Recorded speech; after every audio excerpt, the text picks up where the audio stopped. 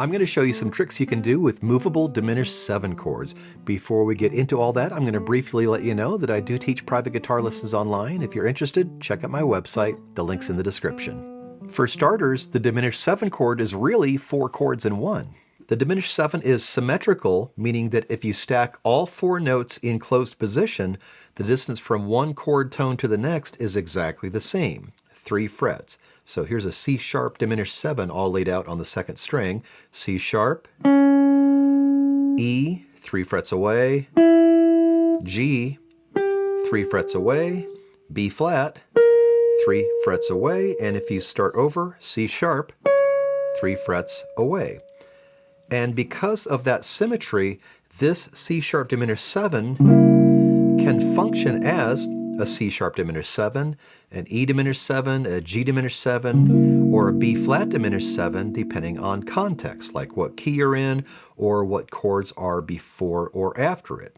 Another way of looking at it is that this is a C sharp diminished 7, 3 frets higher, same shape, also a C sharp diminished 7, the notes are just scrambled around, 3 frets higher, still C sharp diminished 7 with the same shape, and if I can get it, yep, 3 frets higher, C sharp diminished 7. Trick number 2 is that if you lower any note of a diminished 7 chord, you end up with a dominant 7 chord. Here's a G sharp diminished 7.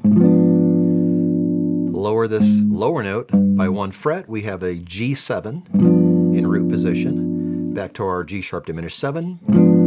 This time we change this note, 1 fret lower, we end up with an E7 in first inversion, and back to our diminished. I'm going to change another note, we end up with a B flat 7 in third inversion, back to our diminished. This time we'll change the note on the second string, we end up with a C sharp 7 in second inversion. And here's our C sharp diminished 7 again. The middle 4 strings, change the lowest note, move it down 1 fret, and we end up with a C7. Back to our diminished 7, change another note, we end up with an F sharp 7 in second inversion, back to our diminished. This time we'll change our first finger, we end up with an A7 in first inversion, back to our diminished. And now we change another note, and we end up with an E flat 7 in third inversion. And one more, F diminished 7. Changed our lowest note. We end up with an E7, root position.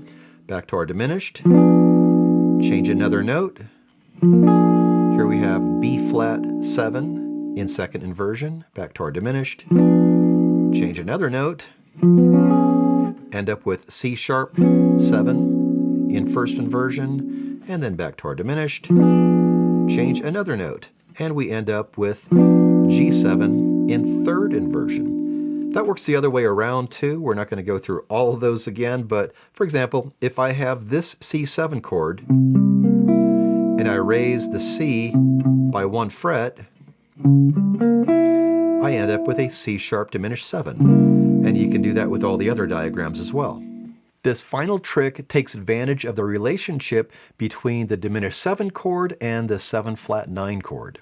If you have a 7 flat 9 chord, you can take the regular dominant 7 chord that it's based on and play a diminished 7 chord starting 1 fret higher than the root, and it functions the same. So here's how that works. We'll use a G7 flat 9.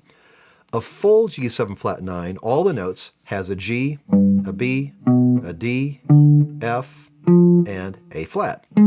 That's your root, your third, your fifth, your seventh, and your flat 9. If you take out the G, you end up with B diminished 7, B, D, F, A flat, or 4 of the 5 notes of a full G7 flat 9. So the 7 flat 9 chord contains a diminished 7 chord.